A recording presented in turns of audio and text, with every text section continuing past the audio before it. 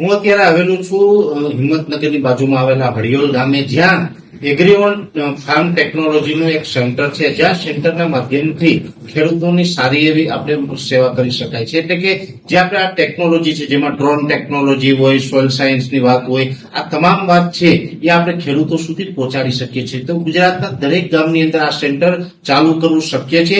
આજે જ સંપર્ક કરો એગ્રીઓન કંપનીનો અને તમારા ગામમાં પણ ચાલુ કરો એગ્રીઓન ફાર્મ ટેકનોલોજી સેન્ટર.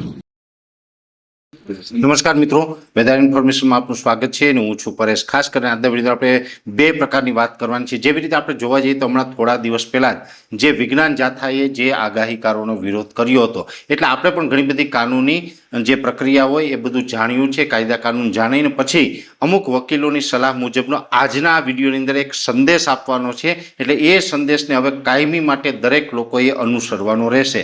સંદેશની અંદર પહેલી વાત હું આપને એ જણાવ્યું છું કે આપણે જે આગાહી કરીએ છીએ એમાં મોટા ભાગે આપણે ટેકનોલોજીના આધારે આગાહી કરીએ છીએ, જેમાં અલગ અલગ મોડેલોના પ્રિડિક્શન કરવા, સેટેલાઇટના માધ્યમથી પ્રિડિક્શન કરવું વગેરે જે ટેકનોલોજીના આધારે એટલે કે મિટિયોલોજીના સિદ્ધાંત ઉપર કામ કરીએ છીએ. પણ જ્યારે લાંબા ગાળાનું અનુમાન આપતા હોય ત્યારે આપણે દેશી પરંપરાનો પણ ક્યાંક ને ક્યાંક એમાં ઉલ્લેખ કરતા હોય છે. એટલે એટલા માટે થઈને જે આપણે આજે આ સૂચના આપવાની છે, પહેલી વાત તો એ છે કે અમે જે આવતીકાલથી અમારી જે એક નીચે જે આપણી લાઈન ચાલતી હોય છે, એમાં અલગ અલગ જે ખેડૂતોને ઉપયોગી સ્લોગન આપતા હોય છે, એની અંદર બે વસ્તુ અમે ઉલ્લેખ કરવા જઈ રહ્યા છીએ. બે વસ્તુની અંદર એક પહેલી વસ્તુ એ છે કે અમે જે એમાં સૂચનામાં એક સૂત્ર એવું મૂકવાના છે કે અત્યારે જે અમારી આગાહી છે એ અલગ અલગ માધ્યમોથી પ્રિડિક્શનના આધારે આગાહી આપવામાં આવેલી છે.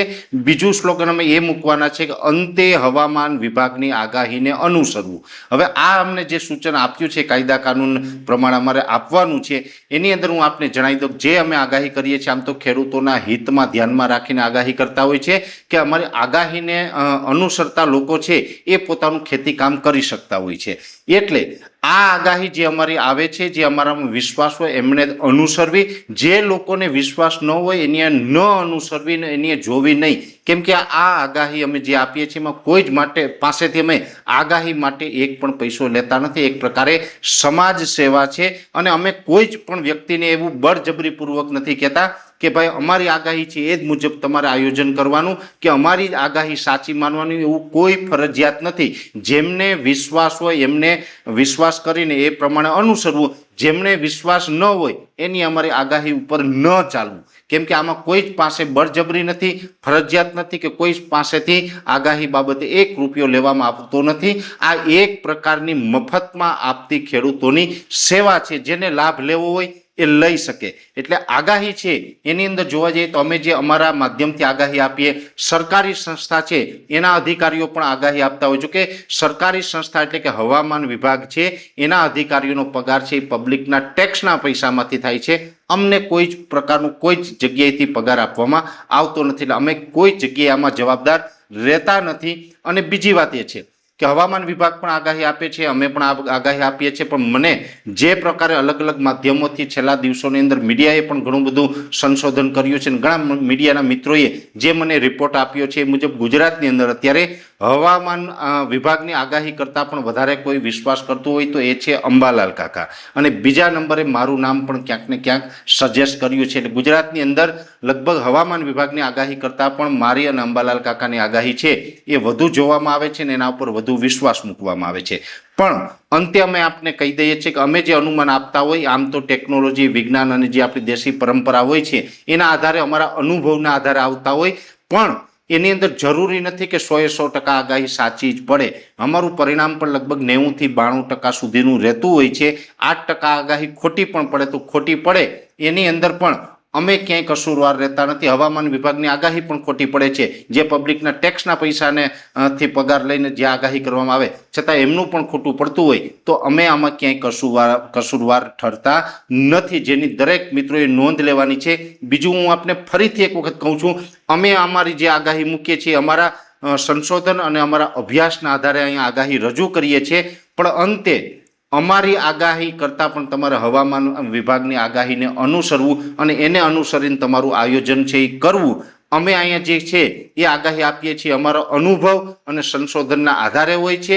આમાં કોઈ ઉપર બળજબરી નથી કે તમારે આ જ આગાહીને માનવી. અમને જે દેખાય છે એ અમે કહી રહ્યા છે। એટલે આ બાબતે એક સ્પષ્ટતા કરવાની હતી। બીજી સ્પષ્ટતા કે ખેતીના માધ્યમથી પણ ખેતીની અંદર પણ અમે ઘણી બધી સૂચના આપતા હોય છે, કયો રોગ જીવાત આવે તો ક્યારે શું કરવું, શું ઈલાજ કરવો, આ તમામની અંદર પણ અમારો જે અનુભવ છે એ અનુભવના આધારે અમે માહિતી આપી રહ્યા છીએ। હવે એ અનુભવ છે અમારો એવો હોય કે ખેડૂતોને અમારો અનુભવ ફાયદો કરાવે એ હેતુથી અમે અમારો અનુભવનો લાભ છે ખેડૂતોને આપી રહ્યા છીએ।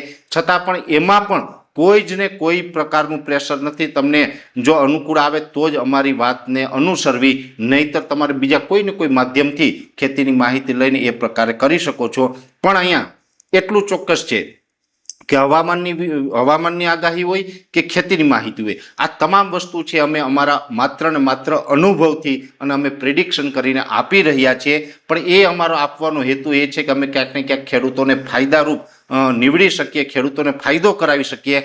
પણ આની અંદર અમે કોઈ જ પ્રકારની જવાબદારી ભૂતકાળમાં પણ નથી લીધી, આવનારા દિવસમાં અમે કોઈ પણ પ્રકારની જવાબદારી લેવાના નથી। અને આની અંદર જેને અનુકૂળ હોય એ જ મિત્રોએ અમારી માહિતી મુજબ ચાલવું, જે કાયદાકીય રીતે અમારી એક પ્રકારની ચેતવણી અથવા તો સૂચના છે જેની દરેક મિત્રોએ નોંધ લેવાની છે। આમ જોવા જઈએ તો જે વિજ્ઞાન જાથાએ જે પ્રકારે ખોટે ખોટો હોબાળો ઉપાડ્યો એનાથી અમને પણ ફાયદો થયો। અમને ફાયદો એ થયો કે કાયદાની જે ગૂંચવણ હતી એ અમને જાણવા મળી, અને કાયદાની ગૂંચવણ જાણવા મળી એટલે અમને એ પણ જાણવા મળ્યું છે કે હવામાનની આગાહી કરવી હોય, ખેતીની માહિતી આપવી હોય તો એની અંદર અનુભવ છે એ પણ ખૂબ કહી શકાય કે એમાં પૂરતો છે। એનાથી વિશેષ આમાં કોઈ જ પ્રકારની બીજી કોઈ પ્રક્રિયા કરવાની આવતી નથી।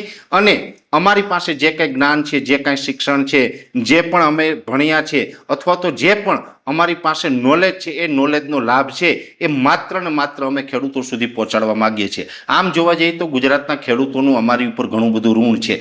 પહેલું ઋણ તો એ છે કે ગુજરાતના દરેક ખેડૂતો, આમ તો વેપારી ટેક્સ ભરે, નોકરિયાતો ટેક્સ ભરે ને ખેડૂતો પણ બધા જ ટેક્સ ભરે છે। આપણે સવારે ઉઠીએ ત્યાંથી લઈને રાત્રે સૂઈ જઈએ ત્યાં સુધી આપણે બધા જ સતત 24 કલાક છે ટેક્સ ભરતા લોકો છે। આપણે કોઈ પણ વસ્તુ ખરીદીએ એમાં કોઈને કોઈ પ્રકારનો ટેક્સ ભરતા હોય છે। એટલે આપણે પબ્લિકનો જે ટેક્સ છે ને એ ટેક્સનો સરકારમાં જમા થાય અને એ સરકારે પછી સરકારી શાળાઓમાં શિક્ષકોને પગાર આપે। અને સરકારી શાળામાં અમે બધા ભણ્યા છે એટલે એટલું ચોક્કસ કહી શકાય કે ખેડૂતોના ટેક્સના પૈસાથી અમે ભણ્યા છે। કેમ કે ખેડૂતોએ જે ટેક્સ ભર્યો એ ટેક્સથી સરકારે છે શિક્ષકોનો પગાર કર્યો અને એ શિક્ષકોએ અમને ભણાવ્યા છે। એટલે ખેડૂતોના પૈસાથી અમે ભણ્યા છે અને ખેડૂતોના પૈસાથી ભણ્યા હોય તો સ્વાભાવિક રીતે ખેડૂતોનું ઋણ અમારી ઉપર છે અને એ ઋણ અમે ચૂકવવાનો પ્રયત્ન કરીએ છીએ। અમે આગાહી આપીએ કે અમે કોઈ જગ્યાએ ખેતીની માહિતી આપીએ તો ખેડૂત ઉપર કોઈ પ્રકારનો ઉપકાર નથી કરતા।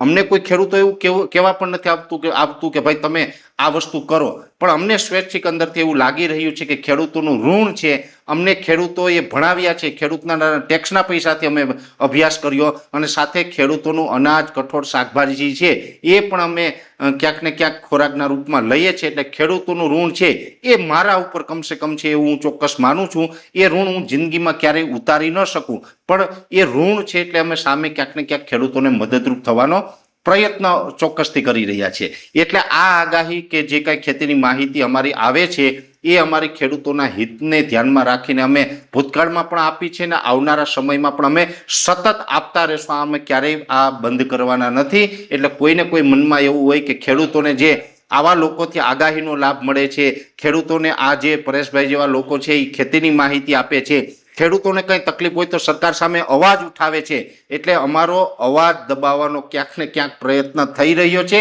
કે ખેડૂતના હિતમાં બોલવાનું બંધ કરો, આંદોલનોમાં જવાનું બંધ કરો। અને એ માટે થઈને કોઈને કોઈ લોકો છે એ આમાં ક્યાંક કાયદાકીય ગૂંચ લાવી રહ્યા છે, પણ આમાં અમે એમને સફળ થવા દેવાના નથી। પણ આજની તારીખે માત્ર મારે એટલું જ સૂચન કરવાનું હતું કે અમારી આગાહીની ખેતીની માહિતી છે એ અમારા વર્ષોના અનુભવના આધારે અમે ખેડૂતો સુધી પહોંચાડી રહ્યા છે। આમાં કોઈને બળજબરી નથી કે કોઈને ધરારથી આમાં અનુસરવાનું નથી। જો જેને વિશ્વાસ હોય એને અનુસરવું, વિશ્વાસ ન હોય તો હવામાન વિભાગ અને બીજા પણ અન્ય પ્લેટફોર્મ છે ત્યાંથી માહિતી મળે ત્યાંથી આપણે મેળવી શકાય છે। એટલે ખાસ આ કાયદાકીય રીતે ગૂંચની અંદર સૂચના આપવા માટે પણ ક્યાંક ને ક્યાંક કાયદાઓના જાણકારોએ મને આ ભલામણ કરી હતી। એટલે આ વિડીયોના મારફતે હું ભલામણ કરી રહ્યો છું। અમે જે કરી રહ્યા છીએ માત્ર ખેડૂતોના હિતમાં કરી રહ્યા છીએ। અમે હવામાનની આગાહી પણ ખેડૂતના હિતમાં આપી રહ્યા છીએ, ખેતીની માહિતી પણ ખેડૂતના હિતમાં આપી રહ્યા છીએ. ખાસ કરીને દવા, ખાતર કે બિયારણ હોય, ઘણા બધા મિત્રોને એવું હશે કે આમાં તો પરેશભાઈને પૈસા મળતા હશે એટલે માહિતી આપે છે. આમાં દવા, ખાતર કે બિયારણ કોઈ પાસેથી જાહેરાતના પૈસા લેતા નથી, જેની દરેક મિત્રોએ નોંધ લેવી. અમને જે સારું લાગે ને ખેડૂતના ફાયદામાં હોય એ માહિતી અમે આપી રહ્યા છીએ. એટલે આ વિડીયો છે ને બરાબર સમજવો, ધ્યાનથી સાંભળવો અને સમજીને એ પ્રકારે આગળ વધવું. એટલે આ એક સૂચનાના ભાગરૂપે વિડીયો હતો. વિશેષ માહિતી છે નેક્સ્ટ વિડીયોમાં આપવામાં આવશે. અત્યારે આ વિડીયોની અંદર એટલું અંતમાં દરેક મિત્રોને વિનંતી રહેશે, વિડીયોને લાઈક આપીને દરેક ગ્રુપમાં શેર કરી દેવો. જે મિત્રોએ આપણી યુટ્યુબ ચેનલને સબસ્ક્રાઇબ ન કરેલી હોય એ મિત્રો યુટ્યુબ ચેનલને સબસ્ક્રાઇબ કરવી અને સાથે ફેસબુક તથા ઇન્સ્ટાગ્રામ આઈડીને ફોલો કરવું. નમસ્કાર.